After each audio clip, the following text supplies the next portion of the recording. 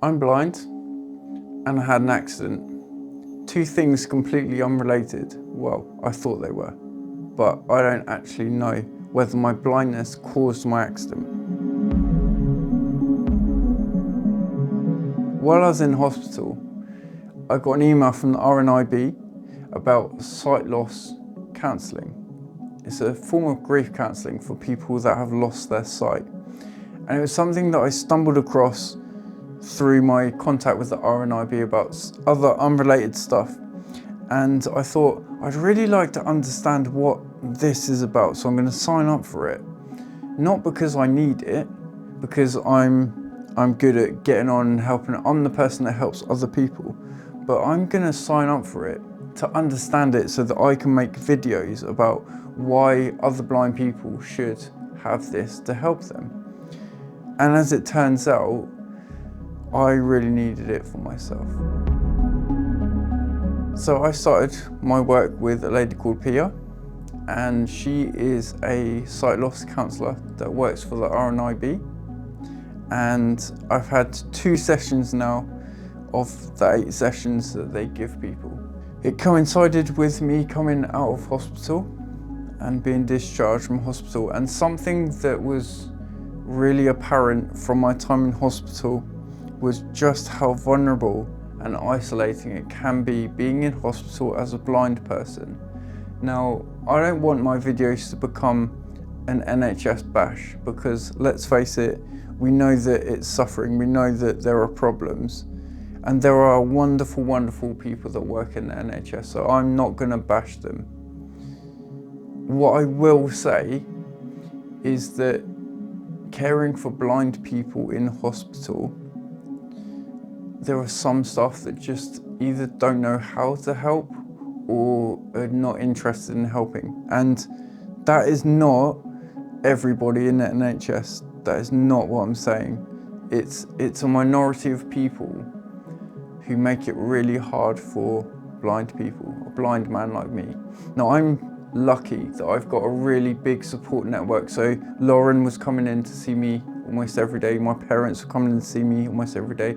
Lauren's parents, I had friends, I had clients come and visit me.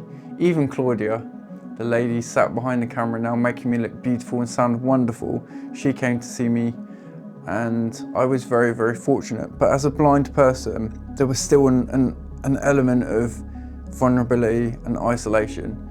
And it could just be little subtle things, from not knowing that tablets were on the bedside table, or not being told that there's a sheet of paper on the table that I needed to fill in. There were little things that just got missed. And that made me feel really vulnerable. And what is really interesting is when I started my sight loss counselling, the parallel between my vulnerability as a person and my accident and what I felt in hospital and all the stuff, all the grief I hadn't dealt with, it all sort of merged into one big thing, and it was quite hard. So session 1 was just that. It was just talking about how I could start to see how me being more blind and suffering more sight loss in my general life has probably caused me to trip over my dog and fall down a flight of stairs and end up in physically vulnerable state in hospital. But because of the sight loss I was going through, it made it a really strange and hard experience for me. And it's amazing how actually the two were tied together. So my second session, we had this epiphany at the end of the first one, where my method of dealing with my sight loss was to throw all of my energy into helping other people. So if I could use the bad stuff happening to me and I could focus it on helping other people, then that would be a great way for me to refocus my attention on something positive and help other people. And that's great, but who's helping the person that's helping everybody else? That was something that I was asked, and I couldn't really answer it. So this is what we picked up on in session 2. So it became this idea of, it's great that I throw all my energy into other people, but if I'm not putting that energy on myself, then I'm not dealing with the stuff that I need to deal with.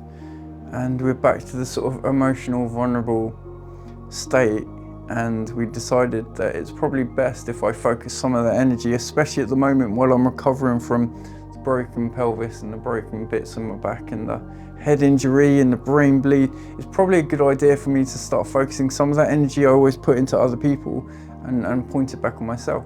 And I was actually quite uncomfortable with that, and it's quite a hard thing to deal with, the fact that instead of dealing with my own sight loss, I've been putting my energy into just doing other things and helping other people and really positive things, but I've never actually dealt with the fact that I am losing my sight.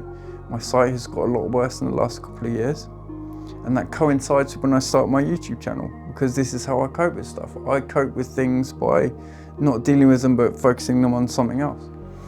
And having someone there to just point this out to me, again, it was tough, really, really tough. But I needed it.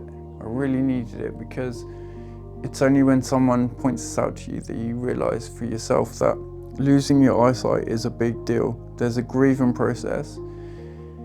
And I asked, would I find out the answer? Would I find out the exercise that I could do to help me cope with the grieving process of losing my eyesight? And the simple answer is no. There's no exercise you can do. There's no one thing that can be done to help the grieving process of sight loss. It's a journey that's going to take the rest of my life.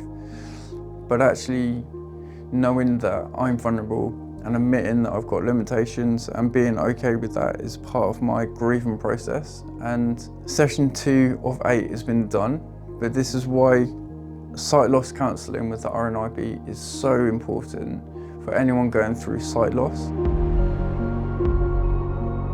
I knew it was going to be good, but I had no idea that it was going to be so useful and so powerful for me. And I don't know what it looks like for you. I don't know what your grieving process is. You might not even like doing sessions, but I would highly recommend that you get in touch with them and start the process yourself. If you haven't, like me, if you haven't dealt with the grief and the vulnerability and the isolation of dealing with sight loss, talk to someone, because if you push it down and don't deal with it, it can come back to bite you at some point. And like me, you might end up falling downstairs and really hurting yourself. And believe me, you do not want to do that.